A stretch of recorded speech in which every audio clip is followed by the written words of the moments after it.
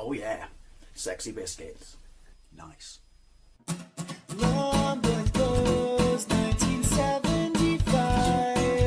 A YouTuber's on the rise. Reviewing games late at night and sometimes friends. But Long Boys Blues, 1975.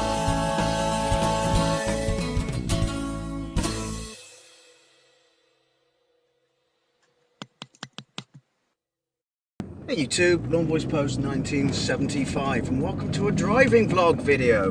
2 driving vlog videos in 1 week. Has the world gone mad? Well, no, not really. I was just asked quite an interesting question. You've read the title, and it's, will you miss this generation when it's gone, or miss it as much as the last generation when, you know, it was superseded? I won't. And the reason I was asked this is I was at lunch last night, and I got a PM from someone who said, do you remember a video you made way back, like 2 years into your channel, saying, you know, will you miss this generation when it's gone? And you were referring to the 360, PlayStation 3, the 7th generation, basically. And I asked the question and said that I would not. Obviously, I was coming predominantly from a 360 perspective, and on this video I'll be coming predominantly from an Xbox One perspective, but you know, it's part and parcel of this 8th generation. And anyway, I do remember that video because I was there and I made it. And it's funny because we've come full circle. We're you know, a year or so away, like we were then, from the new systems kicking in, and you know, we've had a decent full life cycle. You know, not so much as long as the last one. The last one was a freakishly long one. You know what I mean? I don't think it's, well, I think it's safe to say that we will probably never get another 10-year life cycle again. But hopefully, never say never, because that's awesome. You know, that, yeah, it was a very long, unprecedented life cycle. Well, yeah, unprecedented, really, because the PlayStation 2. But anyway, sorry, I digress.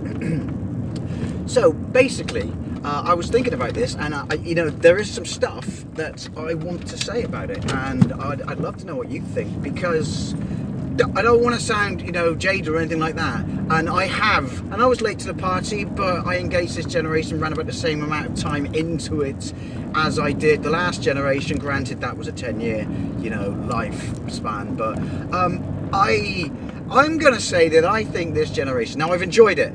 I have enjoyed it. There's been some great games, and there's been some graphically amazing games, and there's been some innovative games, you know, an innovative use of technology such as VR on, you know, the PlayStation 4. Granted, I have tried it. My brother has it, but I don't own it. But compared to the last generation, I'm going to say that this is just my thoughts, and this is why I'm, you know, I want to ask this question, especially since it ties up, you know, 7 years. Geez, 7 years after I made, you know, or it's that video. You know, we're at the same point, and I can ask the same question again. And I think the answer, at least for me, that's why I'm curious what it is for you. I'm sorry, I'm waffling. Is completely different in the fact that I'm going to say that this is a very underwhelming generation. The underwhelming generation. You know. Certainly and definitely, I should say, directly compared to the previous generation. Yeah, we've had some great graphics and stuff like that, and you know, and big games and things like that. We've had the big installs, which obviously is the price you pay for, you know, the next step up of, you know, visual fidelity, I guess, and stuff like that. You know, bigger textures, bigger environments, better graphics and stuff like that. And that, for a lot of people, has been like the sore point. So it'll be interesting to see what PlayStation 5 goes on that. You know, install only what you want to install in quicker load times and things like that. It'll be very interesting to see where that goes. That might be you know, a system beta buying point. But I'm sorry, it's been an underwhelming generation compared to the last one. Will I miss it? I'm certainly not gonna, you know, I'm certainly not going to bear a loss or feel, you know, the same level of, you know, sort of missingness. Sorry, that got away from me. As I did when we went from the 7th to the 8th generation. Like I said, I've enjoyed it, but it's been an underwhelming generation. It literally is just gonna feel like a, you know, if the next generation is as good as we all think it's gonna be, and it has to be, particularly for Microsoft, it's just gonna feel like a little blip along the way, you know, a step in the road, if you will, because, you know, and also it was it was, how should I say this, the 0.5 generation, the kind of underpowered generation, and not just from an Xbox point of view, I'll get to that. It's, I don't know, the remastered generation, it's like it didn't hit, you know, the floor running on all 4 cylinders, 6 cylinders. It was, yeah, I don't know, it just, like remaster, complete lack of titles in the early days, complete lack of, you know, Xbox, you know, sort of original premium titles and stuff like that. And then and they were underpowered. This is the point, that when the 6th generation went to the 7th generation, it was a real game changer. It was a real step up. You noticed it, not just because it, you know, was HD, because if you think about it, the first Xbox 360, you know, that wasn't HD. There were models that weren't HD. So it wasn't just that aspect, but graphically, you know, and what we were getting from games and gaming environments and stuff like that. And the complete, you know, change and step up in visuals, you know, in game structure, stuff like that over the previous generation was massive. It was massive. It really was. I mean, I started the 7th generation with a Wii, and I knew of and had mates who had a 360, but even when I finally went into that generation, just went, this is something else, because obviously I came from PlayStation 2.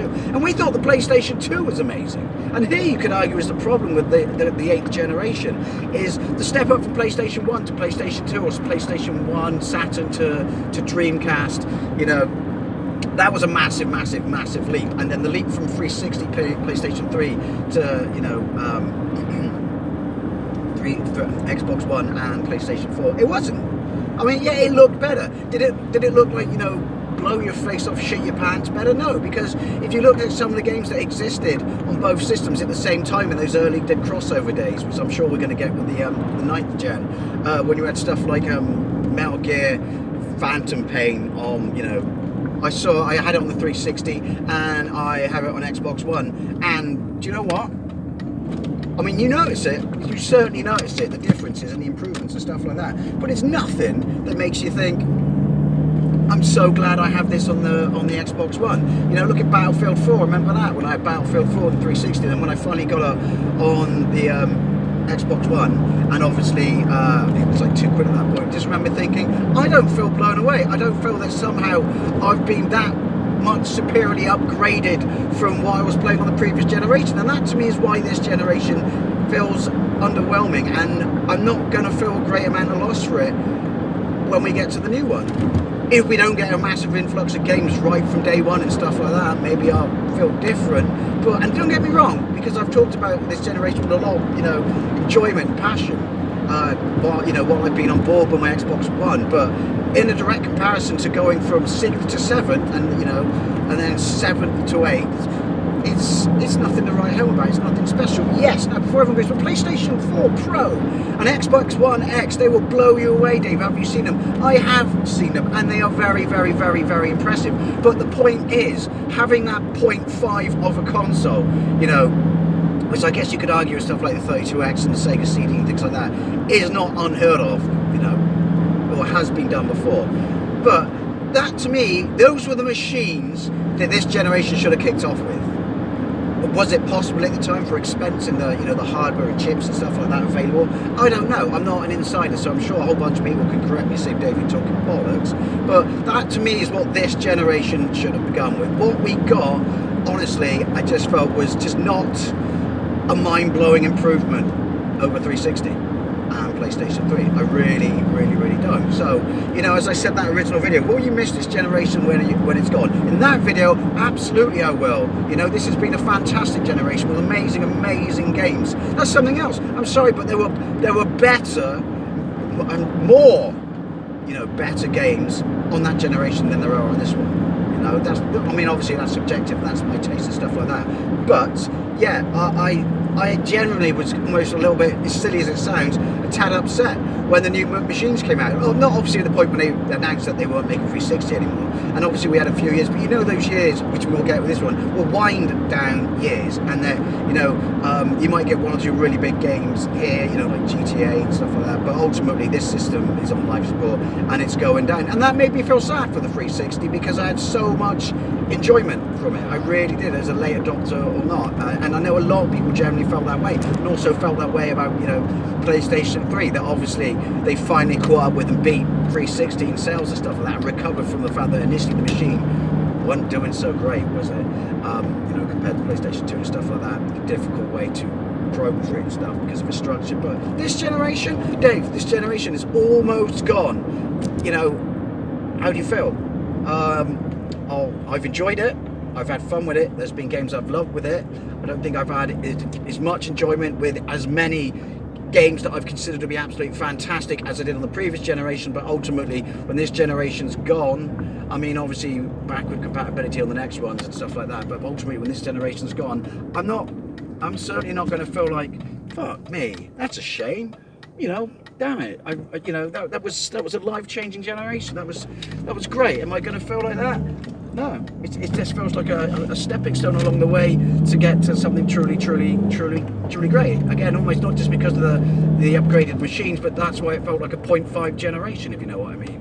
It didn't, to me, give us this whole mind-blowing increase in, you know, innovation and, you know, graphics that we kind of were expecting because of how spoiled we were, you know, in the previous generation. So yeah, ultimately, I really was generally kind of almost a little bit upset when the previous generation, you know, was in its twilight years. But with this one, do I feel the same? Certainly not. Absolutely not. Stepping stone, little blip along the way to true greatness. That's kind of how I feel about it. Hopefully this question or update of an old question made sense, because I do admit that I've waffled a tad, even by my standards, but hey, that's just how I roll, and hopefully you don't mind. Anyway, as always, I'd love to know what you think. I mean, will you miss this generation when it's gone? Or, as I should really say, will you miss this generation as much as you did the previous one when it ended? Anyway, as always, thank you very much for watching, and I'll see you later.